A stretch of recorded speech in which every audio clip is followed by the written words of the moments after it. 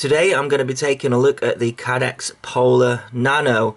It is what it says on the box. It's a nano version of the Caddx Polar camera, which did impress me compared to the original Nebula cameras. So hopefully that's going to be the same, because wasn't too impressed with the Nebula Nano. It looks a bit like an analog feed with a sheen over the top of it. It comes in this box, sealed. Looks like you can get it in different lengths of coax cable. This is the shortest at 80mm, but we can do 120mm, 140 and 200mm. It's got some of the specs on the back here. So 14 by 14 by 16 with the dimensions is locked to 16 by 9 and 720p at 60 fps. Just like the other polar camera, the MIPI camera, etc. And it's made by Caddx. So let's take a look what we've got inside this box. So there's a plastic seal over the top. Just looks like it's going to be a static bag with the camera in here. And a little card with QR codes on it. Does look like we get given an adapter in here, so that's pretty cool. I guess that can take it from a nano back to a micro size if you would like to do that. Don't know why. You know, the weight saving on this is very negligible. And this is the question people are asking, really. Why make the cameras so light when it's not the main problem? It's the vista that's the problem. But one thing you can do, of course, is make your vista naked. Just look how small the new Polar Nano is compared to the original Nebula Nano. The lens is huge on the original and the body compared to this new one. So let's see what the difference in weight is. So old Nebula Nano is 5.2 grams and this new Polar Nano 3.1 grams. So this is getting attached to a naked Vista and a Beta FPV product. Why not?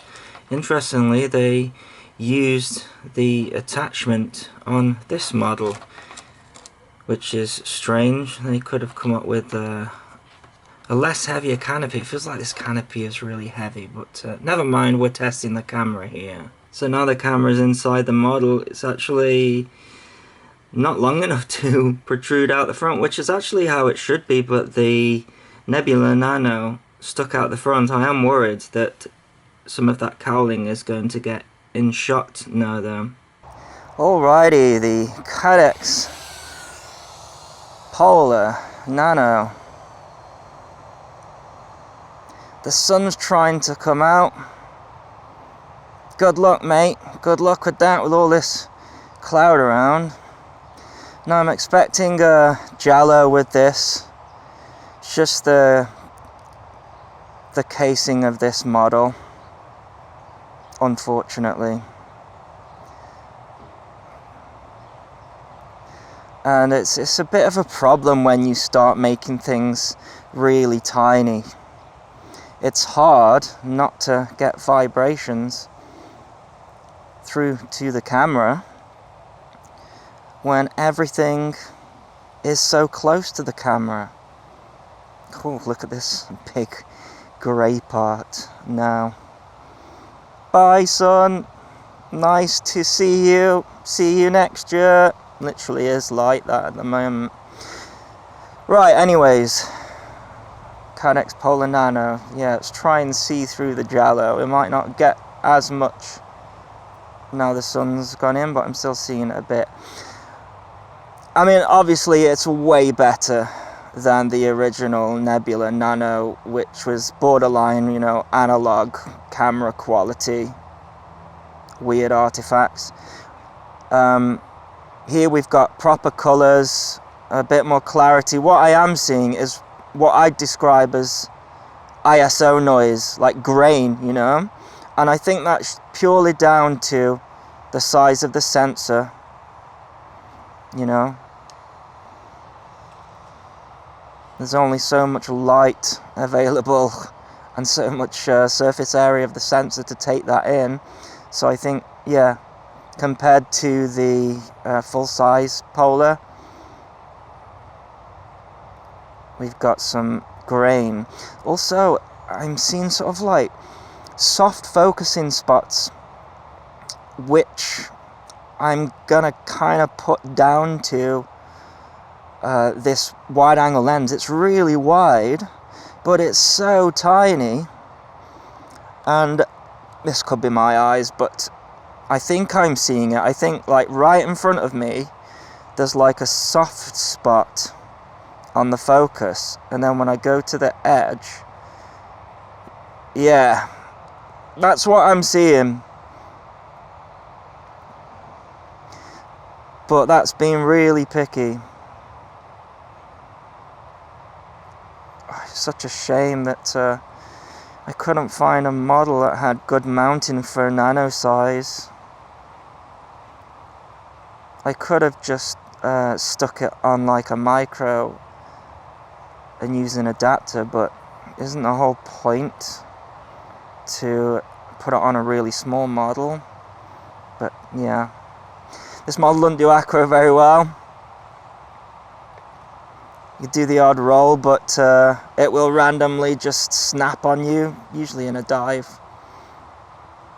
It's a Beta 85X. Actually not doing too bad. But the flight time is short. 450 milliamp 3S battery. Whoa, there we go. Yeah, AndyRC Rocket Light is my favourite cine. Nothing's been able to beat that. Just go a bit more heavy duty, and you know, you'll get a better camera experience. You can stick like a full-size HD DJI camera in there. It flies great, and yeah. But as for this Caddx Polar Nano, I'll have to see how it performs in the evening, which isn't actually far away, as you can see from the sun up there. But I'm guessing with that smaller sensor, it's well, we'll see, won't we? But I'm seeing grain in the daytime. But you know, don't let me take that away from what they have done here. Incredible. But even with a naked vista, you know, the model still too heavy to perform decent acro, and this my problem really. Can't see the cowling in shot, which is good. I just see the motors, like the motor protectors, just in shot there. But yeah, that looks like a soft focus right in front of me, and I don't think it's my eyes. And then towards the edge, let's see if the house, look at the bricks, more in focus, not in focus to me anyways. Maybe it's my eyes, and maybe we won't see on the DVR anyways, so I'll just look like a crazy person talking to myself. But let's see if it can perform in low light or in the dark. Well, first impressions are good. Definitely more grainy than the original Polar, which I expected, but it's very bright. So let's see if I can make it out on the field. Oh, it's getting very grainy here. But importantly, Yes, it's pitch black here, and I can see the bin. So, as a night camera, you would have to say tick. Oh, looks like we've got some traffic on this road here. It's the first time I've ever seen that. Need to be careful with this model because it like to get snappy. I can't see the field below me at all, but I can kind of see the ground level, which same with the other cameras. It's just very grainy, but it's not going to get any darker than this. So as a low light starlight camera, box is ticked. We might be being helped by all those lights from the vehicles.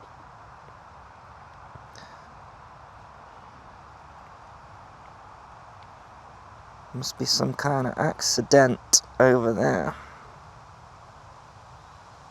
Well, the wind's pushing me. Need to be careful. Yeah, kind of just hovering here, but well, yep, call me impressed again. I really thought with the sensor being so small that it would be too grainy. Now, don't get me wrong, it's quite a bit grainy. But it's doable for sure. Let's see if I can get a bit lower without crashing. Oh yeah, look at that, you can see the tree line.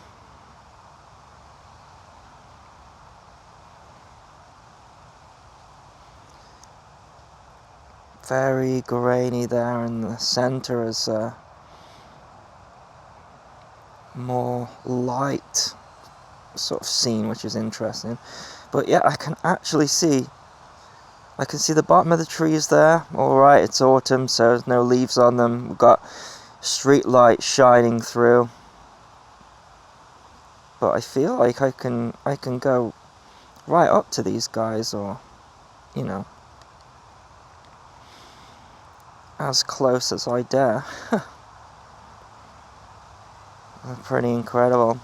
So it's like 6:30 at night here in the UK. It went dark. Well, 4:20, I think. So like I say, it can't get any darker than this. It's pretty amazing. I need to be careful here because it's in the dive where this model starts doing weird things. I'm almost on 0 throttle and we're not losing height. That's where you sort of get a pocket of air underneath these whoop things. That is 0 throttle now. 0 throttle. It's quite alarming when it doesn't descend.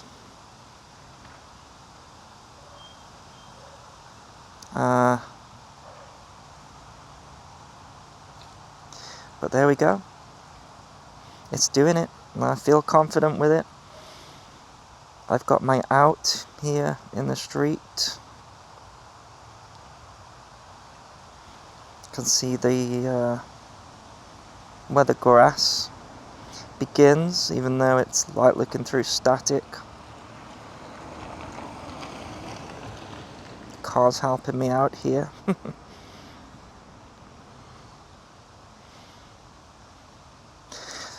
So yeah, I think you're just going to get just a little less clarity, a little bit more ISO, grain, whatever you want to call it.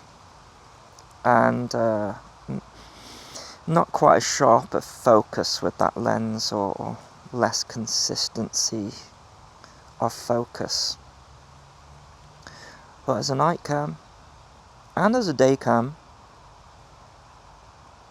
it's pretty acceptable, I have to say. Oh, it didn't like that.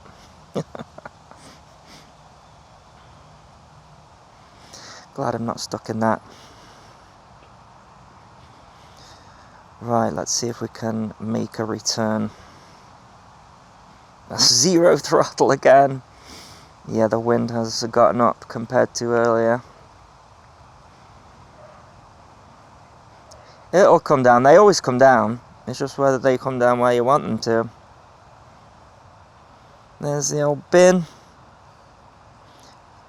Now if I can see that, I'm pretty close to the ground, so I need to be careful. Well, let's bring it back. Yeah, the wind's pushing me around. That was weird. That was full throttle there, and the voltage is reading 10.8 volts.